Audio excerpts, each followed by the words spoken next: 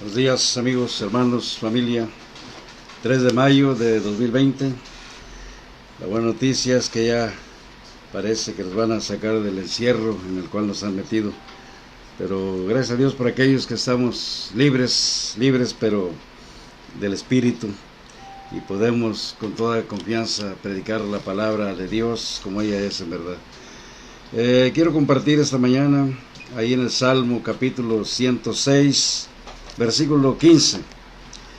La palabra de Dios dice: y Él les dio lo que pidieron, mas envió flaqueza en sus almas. Él les dio lo que pidieron, mas envió flaqueza en sus almas. Hagamos una oración, por favor. Padre, gracias por permitirnos estar predicando tu palabra con libertad. Y gracias por aquellos que están atentos a ella. Pido, bendito Dios, que tu Espíritu Santo controle todo lo que yo diga y que cada uno de los que están atentos a tu palabra reciban una grande bendición. Los que necesitan ser salvos, sálvalos, Señor. Y aquellos cristianos que necesitan enderezar su camino, de la misma forma, Señor, que sea tu Espíritu el que los motive a hacerlo. Igual te pedimos que bendigas a nuestra iglesia, a nuestra gente, también aquí que están atentos a esta transmisión. En nombre de Cristo Jesús los pongo en tus manos. Amén y amén. Quiero hablar, como siempre, de temas que a veces no se tocan mucho. No son temas relevantes, no son populares, porque en cierta manera afectan muchos intereses. No me refiero a temas políticos, eso ya saldrá solo. La palabra de Dios nos saca de todas las dudas, no solo de la política, sino también de la falsa religión y de todo lo referente a la economía, etcétera, etcétera. Yo quiero hablar sobre este tema, como aquí el Señor a los israelitas en el desierto, que ellos se olvidaron de sus obras. Él los sacó con mano poderosa de Egipto, cuando eran esclavos en Egipto, y pues vino con maravillas, 10 plagas que azotaron a Egipto, y Él los sacó, los llevó por un desierto donde no había comida, no había agua. Él les dio agua de la peña, les dio comida en el desierto, el maná del cielo. Sin embargo, ellos querían más, y por eso es que Dios, en su palabra, dice que les dio lo que pidieron, pero también dice que envió flaqueza en sus almas. ¿Qué significa esto? Yo quiero que en esta mañana entendamos lo que erróneamente se enseña y se cree, que la abundancia material es una prueba de madurez, de crecimiento espiritual. Pero según las Escrituras, esto no es así. Los hechos muestran lo contrario. Y la palabra de Dios lo avala. Dijo Thomas Jefferson, dice: la abundancia material sin carácter es el camino seguro hacia la destrucción. Nuestro Señor Jesucristo es nuestro Salvador y nuestro Señor, pero no olvidemos que también es nuestro Maestro. Ahí en Juan capítulo 13, cuando Él lavó los pies de sus discípulos, les dijo: yo, el Maestro y Señor, ustedes dicen que soy su Maestro y Señor, y bien lo dicen porque lo soy, pero si yo, que soy el Maestro, he lavado vuestros pies, también deben lavar los pies los unos a los otros, porque ejemplos he dado, para que como yo hago, vosotros también hagáis.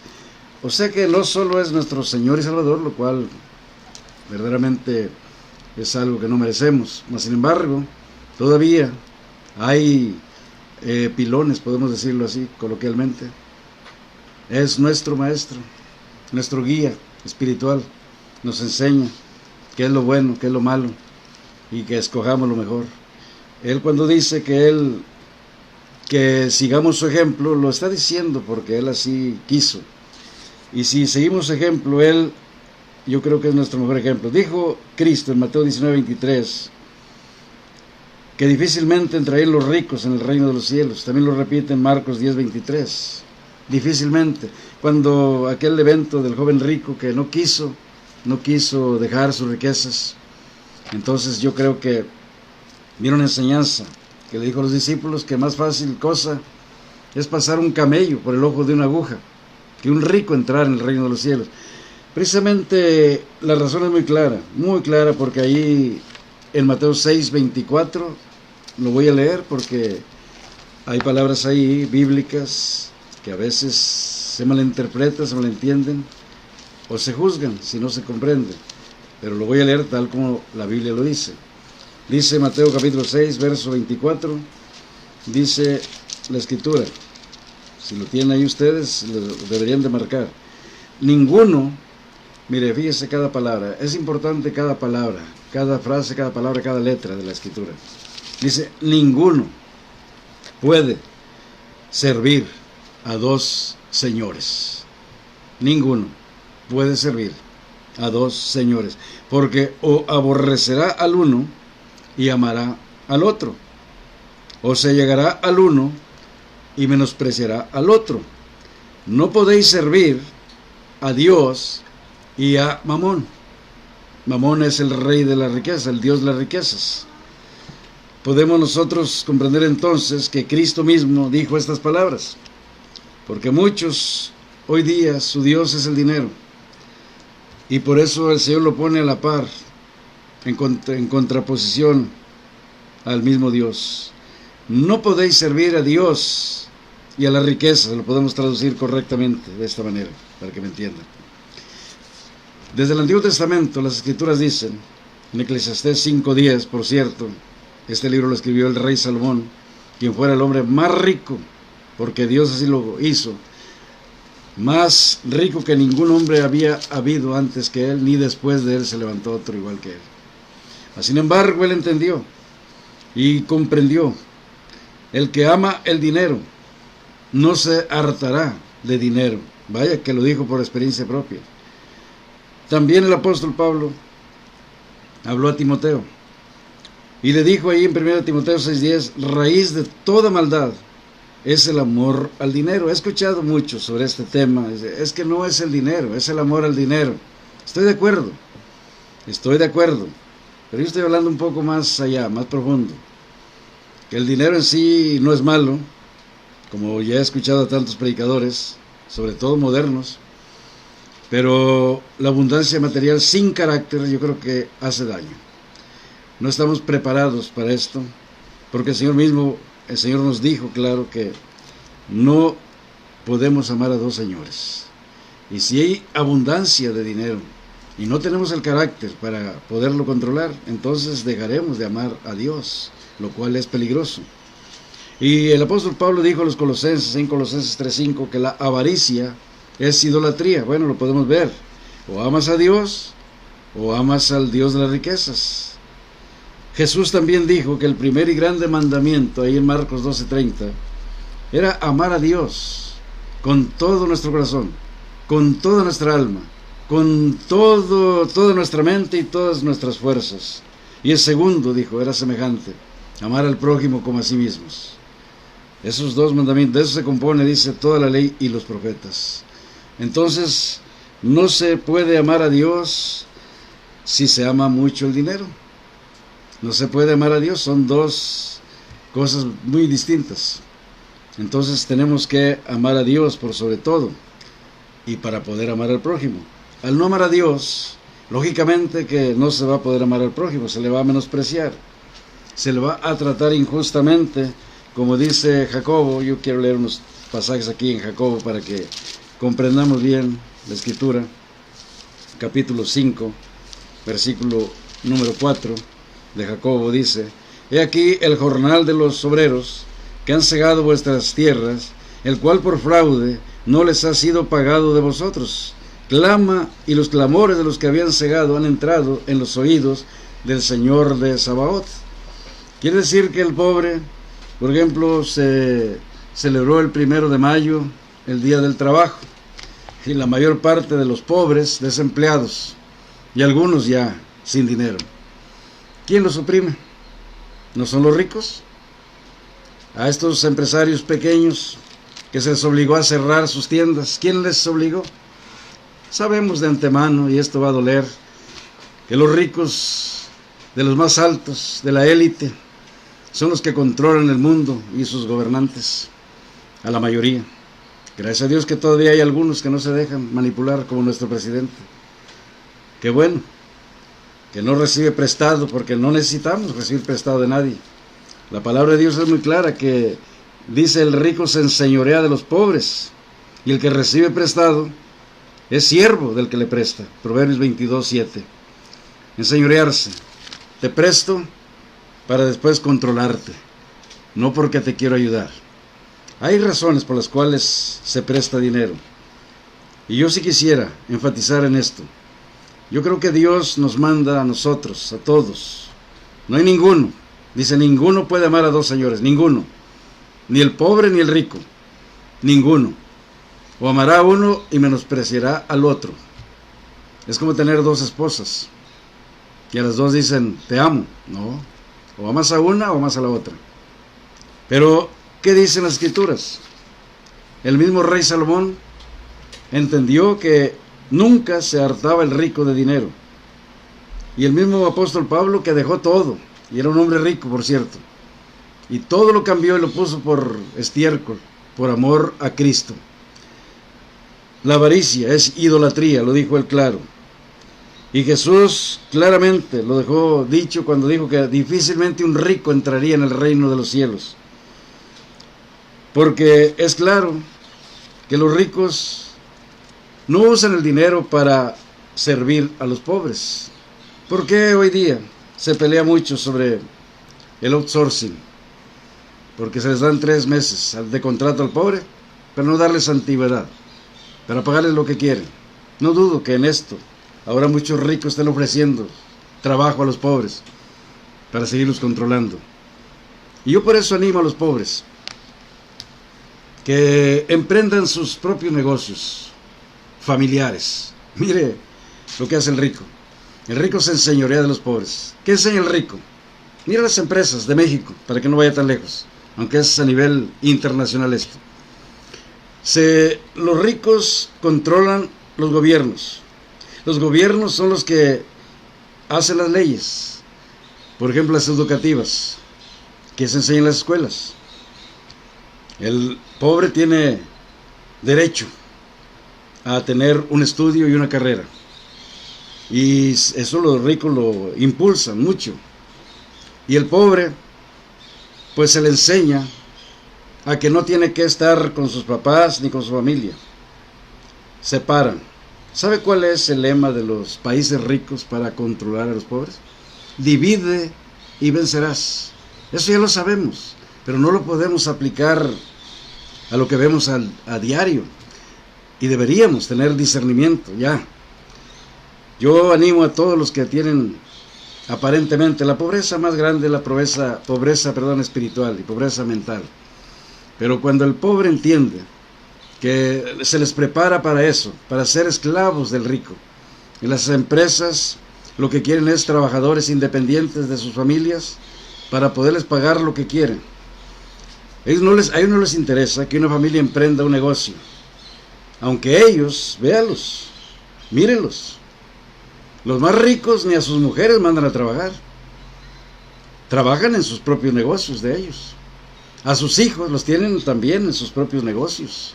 Y luego, ¿por qué piden que en las escuelas se enseñe que el pobre no tiene capacidad para emprender un negocio, o si la tiene, que lo haga solo, sin ayuda de sus familiares?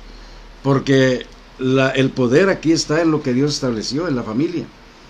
La familia, como Dios la hizo al principio, como lo hacía el pueblo de Israel, que todos ellos trabajaban en familia. Cuando se hacía, por ejemplo, una carpa para vivir y se casaba un hijo, se añadía otra carpa para que viviera la familia. Y el patriarca vivía en medio y los hijos con sus esposas alrededor. Y no era nada malo. Y mire cómo está Israel ahora. Un país muy próspero en todos los aspectos.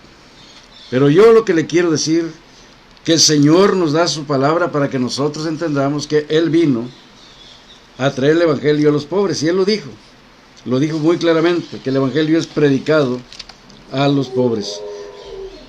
Yo creo que tenemos que tener mucho cuidado en estos días, al regresar nosotros a las actividades normales, que ya no van a ser tan normales, porque hay otras cosas que más adelante hablaré. Pero queremos que hoy en día los que son pobres no se sientan tan pobres, porque Dios mismo dice que hay flaqueza espiritual en el rico y no en el pobre, siempre y cuando el pobre busque a Dios. El rico tiene flaqueza espiritual, ¿sabe por qué? Porque no siente necesidad de Dios. Su Dios es el dinero. El pobre busca a Dios para que provea para sus necesidades. Como dijo Agur, no me des pobreza ni riqueza, manténme del pan necesario. ¿No podríamos hacer la oración modelo como Cristo nos dejó? Danos hoy nuestro pan cotidiano. ¿Cómo podríamos orar de esa manera si tuviéramos todo? Por eso viene la flaqueza espiritual en aquel que tiene de sobra. El pobre busca a Dios para pedirle que le provea lo diario. Busca a Dios para pedir sabiduría. Sabiduría. Porque el rico ya cree que es muy sabio. El rico no pide sabiduría de Dios. Él va a Harvard, a Yale, a Princeton. Él va a universidades americanas o a mexicanas, al ITAM, a la UNAM, mínimo. Y entonces, ¿cómo va a pedirle ayuda a Dios? Y Dios nos da sabiduría a los pobres. Por eso la sabiduría del pobre es menospreciada, aún por aquellos famosos predicadores también, que son tan ricos. Yo no entiendo por qué son ricos los predicadores, si realmente tenemos alrededor nuestro tanta gente con necesidades. Ahora, no es un evangelio social el que predico, sin embargo Dios nos manda a que nos preocupemos también por el pobre, para darle la palabra de Dios a la gente. La gente tiene que ver nuestro ejemplo, como el mismo Cristo. Dice la palabra de Dios que se hizo pobre para hacernos ricos, pero no ricos como muchos predicadores de la prosperidad piensan, sino ricos espiritualmente.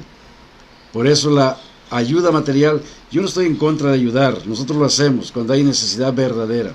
Ayudar al necesitado, nos manda Dios a hacer esto, pero tenemos que tener cuidado de que esto no afecte la vida espiritual de las personas.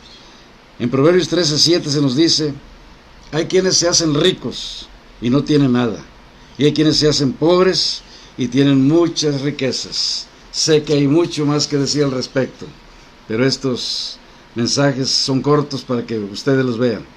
Yo te animo, mi amigo, mi hermano, no te sientas tan pobre. Si tienes a Cristo en tu corazón, eres rico, pero espiritualmente. Tampoco trabajes por ser rico. La palabra de Dios nos dice, el mismo Salomón lo dijo, no trabajes por ser rico. Hay que tener mucho cuidado, porque cuando el dinero se convierte en tu Dios, vas a dejar a Dios. Es un hecho, pero el dinero no lo es todo en la vida. No estamos en contra tampoco te digo que no trabajes, porque el que no trabaje tampoco debe comer.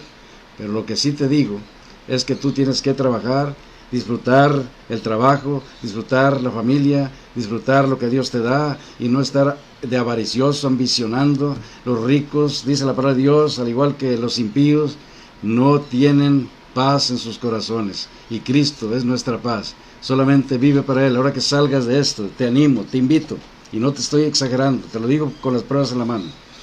Lo poquito que puedas hacer, eres un rodantero, sigue ahí, que no te confunda el diablo. No le trabajes a empresas, por favor. Ese es un consejo que te doy. Trabaja, sigue ahí. Lo que quieren los más ricos es que tú fracases para tenerte también como su esclavo. Por favor, atiéndelo. Vas a batallar un poco. Emprende un pequeño negocio familiar. Eso ya es extra. Pero lo que te pido más, de favor, es que aceptes la enseñanza bíblica, que aceptes a Cristo Jesús como el Maestro también, no solo como tu Señor y Salvador, sino también como tu Maestro, y pídele sabiduría, pídele discernimiento, como le pidió el mismo Salomón a Dios, y Dios le concedió lo que pidió, y mucho más que esto. Por eso yo te animo a que busques a Dios, buscad al Señor, mientras puede ser hallado. Todavía tenemos tiempo. Ya Cristo viene por su iglesia, pero si tú no tienes a Cristo en tu corazón, te vas a quedar, y a un tiempo muy duro, donde ahora sí el anticristo va a tener control de todo, y ya no habrá oportunidad para que tú te arrepientas, porque la verdad, el Espíritu Santo se va con su iglesia. Yo te animo a que aceptes a Cristo en tu corazón, ahí pídeselo en tu corazón, dile: Señor Jesucristo, yo me he confundido, he buscado como todo el mundo el dinero como el principal propósito de vida, pero ya no. Ahora quiero a ti, Señor Jesucristo, quiero que tú me salves, me limpies de pecado con esa preciosa sangre que derramaste en la cruz. me laves y me des una nueva oportunidad, y que no me pierda yo. Quiero ir al cielo con todos los creyentes, con las iglesias que se van, y yo quiero irme en ese primer viaje. Por favor, sálvame. Cristo Jesús, sálvame. Pídeselo de corazón. Y a ti, mi hermano, que estás todavía afanado y turbado por las muchas cosas, quiero terminar dándote un consejo. Es una composición poética mía. Yo te quiero decir esto. Es una de las primeras que compuse, precisamente porque salen de mi corazón. El tiempo pasa inexorablemente. La vida cual vapor se desvanece. La muerte llega irremediablemente, mientras que el hombre inexplicablemente, amando el mundo y su avaricia crece. Sin comprender que la vida es solo un sueño, afanado, turbado, tratando siempre de sentirse dueño del mundo y los placeres que le ha dado, los cuales sigue buscando con empeño. Es lamentable que el hombre no razone en la absoluta realidad humana, que mantener una actitud ufana y vivir con tantas ambiciones únicamente son desilusiones las que consigue en su existencia vana. Que Dios te bendiga y medita sobre estas palabras.